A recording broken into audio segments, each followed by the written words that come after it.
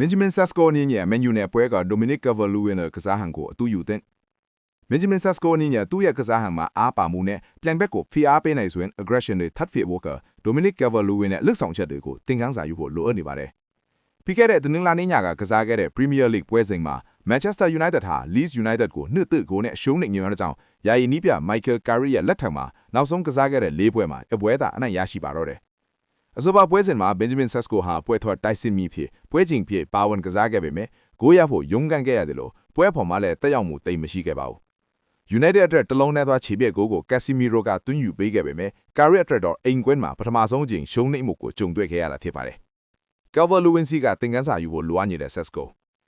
1981ခုနှစ်နောက်ပိုင်း Leeds United တို့ Old Trafford မှာပထမဆုံးချိန်အနိုင်ရသွားတာကိုကြည့်ရတာ United ပရိသတ်တွေအတွက်တော့တကယ့်ကိုစိတ်ပျက်စရာပါ။ Lisandro Martinez ရဲ့အငင်းဖွာဝယ်အနီးကပ်ပြသခံရမှုကသတင်းကြီးခဲ့ပေမဲ့တကယ်တမ်းမှာတော့ Argentina နောက်ခံလူဟာအထောက်မခံခင်ကတည်းကရုန်းကန်နေခဲ့တာဖြစ်ပါတယ်။ Leeds တိုက်စစ်မှု Calvert-Lewin ဟာ United ရဲ့နောက်တန်းလူတွေဖြစ်တဲ့ Leny Yoro နဲ့ Martinez တို့ကိုတပွဲလုံးချင်းမြောက်ပြီးတိုက်စစ်ကောင်းတယောက်ရဲ့ပုံစံကို Sesko ရှေ့မှာလက်တွေ့ပြသသွားခဲ့ပါတယ်။ Everton တိုက်စစ်မှုဟောင်းဟာတိုက်စစ်မှုတတ်ထားတဲ့ညစ်လုံးတွေကိုကျွမ်းကျွမ်းကျင်ကျင်အသုံးချသွားခဲ့တာပါ။သူကစားတာကြည့်ရတာသိပ်ပြီးတော့အမှုပညာမဆန်ပေမဲ့ပြိုင်ဘက်နောက်တန်းကိုအတော်လေးဒုက္ခပေးနိုင်ခဲ့ပါတယ်။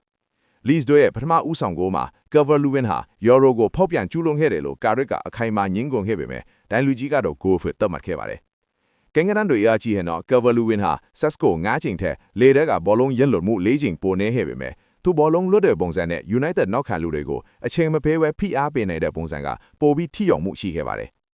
ဒါပြင်ဒုတိယပိုင်းမှာ Martinez ကသူ့ရဲ့စပင်ကိုအသာရဆွဲလိုက်တဲ့အပေါ်မှာလည်း Calvert-Lewin ကပုံကြီးချပြုမှုခဲ့တဲ့အကြောင်း Martinez တယောက်တိုက်ရိုက်အနီးကပ်နဲ့ထုတ်ပယ်ခံခဲ့ရတယ်